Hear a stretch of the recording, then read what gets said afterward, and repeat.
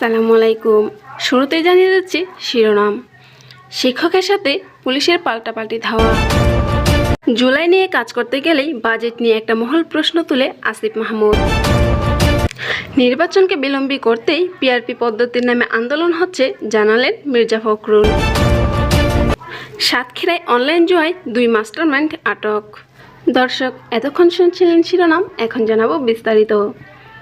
MPO অবক্ত বেসরকারি শিক্ষকদের সাথে পুলিশের ধাওয়া পাল্টাপাল্টি ঘটেছে। এ সময় টিয়ার সেল নিক্ষেপ করেছে পুলিশ। এর আগে প্রেস ক্লাবের সামনে সড়ক অবরোধ করে বিক্ষোভ করেছিল তারা। বেসরকারি শিক্ষা প্রতিষ্ঠানে কর্মরত এমপিওভুক্ত ও শিক্ষক কর্মচারীদের 500 টাকা বাড়ি ভাড়া বৃদ্ধির প্রজ্ঞাপনকে প্রত্যাখ্যান করেছে এমপিভুক্ত শিক্ষকদের জোট। জাতীয়করণ প্রত্যাশী জোটের অন্তর্ভুক্ত সংগঠনগুলো 20% বাড়ি ভাড়া সহ 4টি দাবিতে অবস্থান কর্মসূচি পালন করেছেন। রোববার 12 অক্টোবর সকালে জাতীয় প্রেস ক্লাবের সামনে সারা দেশ থেকে শিক্ষকরা এই কর্মসূচিতে যোগদান করেন। তাদের দাবি বিবেচনায় নিয়ে এবার 20% হারে বাড়ি ভাড়া, চিকিৎসা ভাতা ও বৃদ্ধি, কর্মচারীদের ঈদের বোনাস 75% উন্নতি করতে অর্থ মন্ত্রণালয়ের কাছে নতুন প্রস্তাব পাঠিয়েছে শিক্ষা মন্ত্রণালয়। কিন্তু বিজ্ঞাপন না হওয়া পর্যন্ত লাগাতার অবস্থান কর্মসূচির ঘোষণা দেন শিক্ষকরা। দাবি পূরণ না হলে অবস্থান কর্মসূচির সাথে ক্লাস বর্জনের ঘোষণা দিয়েছেন তারা। অন্যদিকে জুলাই অভ্যুত্থান নিয়ে কোনো কাজ করতে গেলে বাজেট নিয়ে একটি মহল প্রশ্ন তোলার চেষ্টা করে, এমন মন্তব্য করেছেন স্থানীয় সরকার উপদেষ্টা আসিফ মাহমুদ সজীব ভুঁইয়া। আজ রোববার 12 অক্টোবর বিকেলে উসমানী উদ্যানে জুলাই স্মৃতিস্তম্ভ এর ভিত্তি প্রস্তুতের উদ্বোধন শেষে সাংবাদিকের সঙ্গে আলাপকলাপে তিনি কথা বলেন। আসিফ মাহমুদ বলেন, বিগত সময়ে ফাঁসিবাদের আমলে ভাস্কর্য হতো, এর থেকেও ছোট অবকাঠামো হতে দেখেছি, যেগুলোর বাজেট 300 থেকে 400 কোটি টাকা পর্যন্ত খরচ হয়েছে। কিন্তু তখন তাদের এমন কথা বলতে দেখতাম না, এখন বলছে, কারণ এটা জুলাই নিয়ে কাজ হচ্ছে। তিনি আরও বলেন, তারা রাজনৈতিক উদ্দেশ্য প্রাণোদিতভাবে এমন আলোচনা করেন। জুলাই নিয়ে শহরে যেন কোনো কাজ না করা হয়, সেই জন্য একটা স্টাফ সৃষ্টির চেষ্টা করেন। তবে জুলাইয়ের প্রেরণা প্রজন্ম থেকে প্রজন্ম ছড়িয়ে দেওয়ার কাজ করব। এই সময় জুলাই স্মৃতিস্তম্ভের কাজ ডিসেম্বরের মধ্যে শেষ হবে বলে আশাবাদ ব্যক্ত করেন স্থানীয় সরকার উপদেষ্টা। তিনি বলেন, শহীদের স্মরণের বিষয়টি সর্বোচ্চ গুরুত্ব দেওয়া হয়েছে।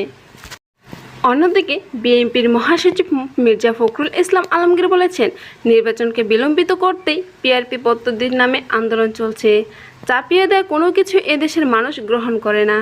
রোববার 12 অক্টোবর সকালে ঢাকা রিপোর্টার্স ইউনিভার্সিটিতে ডিআরআই এক স্মরণ সভায় কথা বলেন তিনি।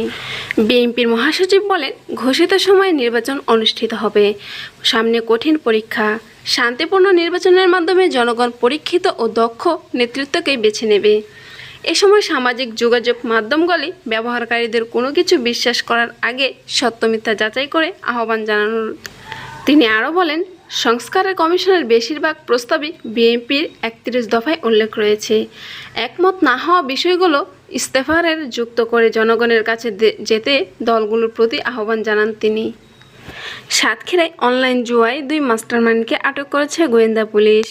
শনিবার 11 অক্টোবর দুপুরে বিষয়টি নিশ্চিত করেন সাতক্ষীরার পুলিশ সুপার মোহাম্মদ মনিরুল ইসলাম।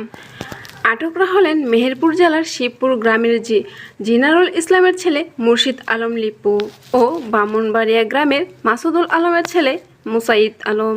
তারা মেহেরপুর জেলার বাসিন্দা বলে জানিয়েছেন পুলিশ। পুলিশ সুপার মনিরুল ইসলাম জানান, আটকরা অনলাইনের বড় জুয়ারি, বিভিন্ন মানুষকে প্রলোভন করেন এবং কি অনলাইন জুয়া খেলায় উদ্বুদ্ধ করে থাকে। তারা দীর্ঘদিন ধরে অনলাইন জুয়ার সঙ্গে জড়িত। গোপন সংবাদ শুক্রবার দিবাগত রাত 11টার দিকে সদর উপজেলার খড়িবেলা মোড় থেকে তাদের আটক করা হয়। তাদের কাছ থেকে উদ্ধার করা হয়েছে 14টি মোবাইল ও 3টি ল্যাপটপ। প্রাথমিক জিজ্ঞাসাবাদে আটকরা স্বীকার করেছে তারা অনলাইন জুয়ার সাথে লিপ্ত রয়েছে। তিনি আরও জানান, তাদের বিরুদ্ধে রাজধানীর পল্টন থানায় একটি মামলা রয়েছে। সাতক্ষীরা থানায় মামলার প্রস্তুতি চলছে। দর্শক, আজ থাকছে এই পর্যন্তই। আবারও দেখা হবে পরবর্তী সংবাদে। ততক্ষণ ভালো থাকুন, সুস্থ থাকুন, নিজের খেয়াল রাখুন। আসসালামু আলাইকুম।